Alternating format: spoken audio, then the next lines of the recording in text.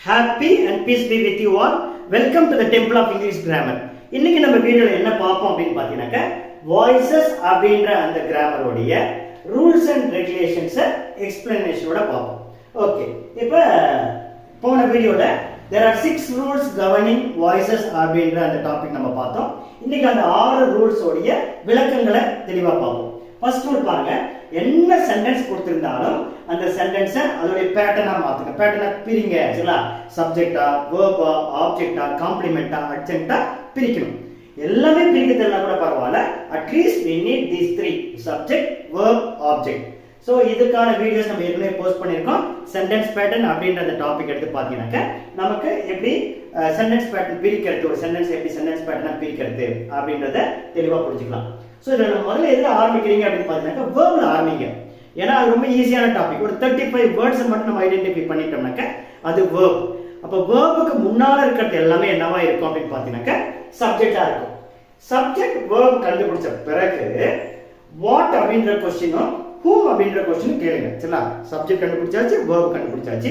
அதன் பிறகு வாட் அப்படின்ற क्वेश्चनக்கு ஆன்சர் வந்தாலும் சரி, whom அப்படின்ற क्वेश्चनக்கு ஆன்சர் வந்தாலும் சரி, அது என்னவா இருக்கும் அப்படின்னு பாத்தீங்கன்னாக்க ஆப்ஜெக்ட்டா இருக்கும். சரிங்களா? சோ SVO உடைய அந்த பார்ட்ஸ் எதுன்றதை நம்ம தெளிவா கண்டுபிடிக்கணும். இதுதான் முக்கியமான ரூல். இது கண்டுபிடிச்சிக்கலாம். சரிங்களா? Yes. Come to the next rule. Second rule பாருங்க, சப்ஜெக்ட்ட ஆப்ஜெக்ட்டா மாத்தணும். தேர்ட் ரூல் என்ன அப்படின்னு பாத்தீங்கன்னாக்க ஆப்ஜெக்ட்ட சப்ஜெக்ட்டா மாத்தணும். சப்ஜெக்ட்ட ஆப்ஜெக்ட்டா மாத்தினாலும் சரி அல்லது ஆப்ஜெக்ட்ட சப்ஜெக்ட்டா மாத்தினாலும் சரி, நம்ம என்னென்ன மாற்றங்கள் கொண்டு வரணும் அப்படிங்கறத நம்ம இந்த டேபிள்ல கொடுத்திருக்கோம் பாருங்க. சப்போஸ் சப்ஜெக்ட் ஐயா இருந்ததுனாக்க ஐ என்னவா மாறும்னா மீயா மாறும். ஐ அப்படின்ற பர்சனல் ப்ரோனவுன் மீ அப்படின்ற வார்த்தையா மாறும். சப்போஸ் ஆப்ஜெக்ட்ல மீயா இருந்ததுனாக்க அது சப்ஜெக்ட்டா வரும்போது என்னவா மாறும்? ஐயா மாறும். அடுத்து யூவா தான் இருக்கும், எந்த மாற்றத்தையும் எடுத்துக்காது. he அப்படின்ற பர்சனல் ப்ரோனவுன் him அப்படின்ற வார்த்தையா மாறும். she அப்படின்ற வார்த்தை her அப்படின்ற வார்த்தையா மாறும். it அப்படின்ற வார்த்தை எந்த மாற்றத்தையும் எடுத்துக்காது. அப்ப youன்ற வார்த்தை எந்த மாற்றத்தையும் எடுத்துக்காது. it அப்படின்ற வார்த்தை எந்த மாற்றத்தையும் எடுத்துக்காது. we அப்படின சப்ஜெக்ட் ஆரம்பிச்சதுனாக்க we என்னவா மாறும்? as ஆ மாறும். சோ they அப்படின்ற பர்சனல் ப்ரோனவுன் வந்துச்சுனாக்க they என்னவா மாறும்? them ஆ மாறும். அதே போல who அப்படின்ற क्वेश्चन வேர்ட் வந்துச்சுனாக்க whom அப்படின்ற வார்த்தையா மாறும். இந்த பர்சனல் ப்ரோனவுன்ஸை தவிர வேற எந்த சப்ஜெக்டும் ஆப்ஜெக்ட்டா மாறும்போது மாற்றத்தை எடுத்துக்காது.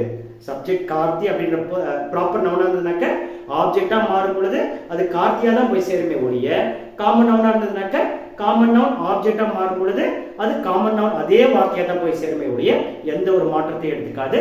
ஆனா இந்த பர்சனல் ப்ரோனவுன்ஸ் மட்டும் இதுவா மாறும். ஒருவேளை ஆப்ஜெக்ட்ல இந்த வார்த்தை இருந்ததுனாக்க அதை சப்ஜெக்ட்டா மாத்தும் பொழுது இந்த வார்த்தைகளா மாறும். இது செகண்ட் அண்ட் தேர்ட் ரூல்ஸ்க்கான எக்ஸ்பிளனேஷன் தெளிவா பார்க்கலாம். அடுத்தது ஃபோர்த் ரூல் பாருங்க, verb என்ன ஃபார்ம் இருந்தாலும் சரி, verb உடைய ஃபர்ஸ்ட் ஃபார்ம், verb உடைய செகண்ட் ஃபார்ம் அல்லது கண்டினியூஸ் ஃபார்ம் எந்த ஃபார்மா இருந்தாலும் சரி, அதை நம்ம என்னவா மாத்தணும்னாக்க verb உடைய தேர்ட் ஃபார்மா மாத்தணும். verb உடைய தேர்ட் ஃபார்ம்ன்றது என்னது? verb உடைய en ஃபார்ம். ஓகேங்களா? சோ எல்லா வெர்புக்கும் en ஃபார்ம் உண்டா? எல்லா வெர்புக்கும் நமக்கு en ஃபார்ம் இருக்காது. irregular வெர்புக்குலாம் en ஃபார்ம் இருக்கும். ரெகுலர் வெர்ப் அதாவது வெர்புக்கு ed ஃபார்ம் வந்துச்சுனாக்க அதோட en ஃபார்ம் என்னவா தான் இருக்கும்? ed தான் இருக்கும். அதோட வெர்போட தேர்ட் ஃபார்மும் ed தான் இருக்கும். வெர்போட செகண்ட் ஃபார்ம்ல ed ல முடிஞ்சதுனாக்க வெர்போட தேர்ட் ஃபார்ம் இதுல தான் இருக்கும், ed ல தான் இருக்கும். சோ அதன்படி நம்ம எல்லா அந்த கொடுக்கப்பட்டுள்ள வெர்புக்கு அதோட en ஃபார்மை கண்டுபிடிச்சுக்கணும். அடுத்து add suitable be verb. இதுவும் ஒரு முக்கியமான ஒரு ரூல். அதாவது be verb ஆட் பண்றோம். கீழ இருக்கக்கூடிய நம்ம கிராஸ் பண்ணிடுறோம். சரிங்களா? சப்ஜெக்ட் கிட்ட வந்து ஆப்ஜெக்ட்ல கொண்டு வச்சிரோம், ஆப்ஜெக்ட் கிட்ட வந்து சப்ஜெக்ட்ல வச்சிரோம். கீழ இருக்கக்கூடிய சப்ஜெக்ட் சிங்குலரா இருந்து மேல இருக்கக்கூடிய verb present tense ஆ இருந்தா அங்க வரக்கூடிய be form என்னவா இருக்கும்? is ஆ இருக்கும். அதே போல கீழ இருக்கக்கூடிய சப்ஜெக்ட் ப்ளூரலா இருந்து மேல இருக்கக்கூடிய அந்த verb present tense ஆ இருந்தா அங்க வரக்கூடிய be form என்னவா இருக்கும்? are ஆ இருக்கும். சிங்குலர் பாஸ்ட் டென்ஸ் அதாவது கீழ இருக்கக்கூடிய அந்த சப்ஜெக்ட் சிங்குலரா இருந்து மேல இருக்கக்கூடிய அந்த verb past tense ஆ இருந்தா was அப்படிங்கற be form ஆட் பண்ணுவோம். கீழ இருக்கக்கூடிய சப்ஜெக்ட் ப்ளூரலா இருந்து மேல இருக்கக்கூடிய அந்த verb past tense ah இருந்துச்சுனாக்க were அப்படிங்கற be form பயன்படுத்துறோம்.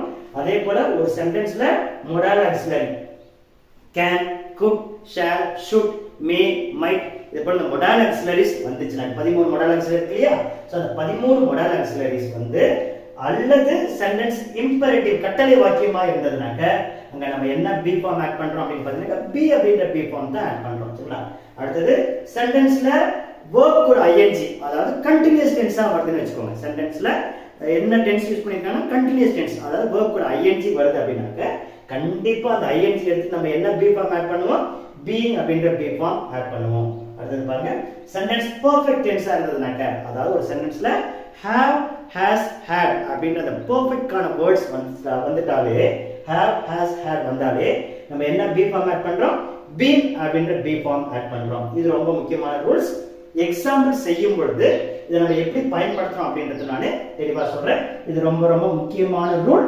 எல்லா கிராமருக்குமே not only for voices மத்த கிராமர் எல்லாத்துக்குமே இந்த சப்ஜெக்ட் வெர்ப் அக்ரிமெண்ட் அப்படிங்கற அந்த கிராமர்லாம் இந்த டாபிக் ரொம்ப ரொம்ப முக்கியமான டாபிக் நம்ம இத அப்போ தெளிவா பார்ப்போம் எஸ் அடுத்து லாஸ்ட் ரூல் பாருங்க add by before object சரிங்களா சோ ஒரு passive voice personal passive voice அல்லது impersonal passive voice அப்படின்றத கண்டுபிடிக்கிறதுக்கான வார்த்தை எது அப்படினு பாத்தீங்கன்னா by அப்படிங்கற preposition அப்ப by என்ற preposition நம்ம என்ன பண்ணுவோம் ஆப்ஜெக்ட்க்கு முன்னால by என்ற preposition ஆட் பண்ணிக்குவோம் சரிங்களா சோ இது ரூல்ஸ் அதாவது ஒரு ஆக்டிவ் வாய்ஸை பாசிவ் வாய்ஸா மாத்துறதுக்கான ரூல்ஸ் உடைய விளக்கங்கள் இதெல்லாம் தெரிஞ்சா மட்டும்தான் நம்ம என்ன பண்ண முடியும் வாய்ஸஸ்க்குள்ள என்டர் ஆக முடியும் அடுத்த வீடியோல நம்ம என்ன பார்ப்போம் அப்படினு பாத்தீங்கன்னா 10thல இருக்கக்கூடிய 10th ஸ்டாண்டர்ட்ல இருக்கக்கூடிய அந்த ஆக்டிவ் சென்டென்சஸை எப்படி பாசிவா மாத்துறது அல்லது பாசிவ் சென்டென்ஸ் எப்படி ஆக்டிவா மாத்துறது அப்படிங்கற விளக்கங்களை அடுத்த வீடியோல தெளிவா சொல்லுவோம் till then stay tuned and continue to watch my videos thank you so much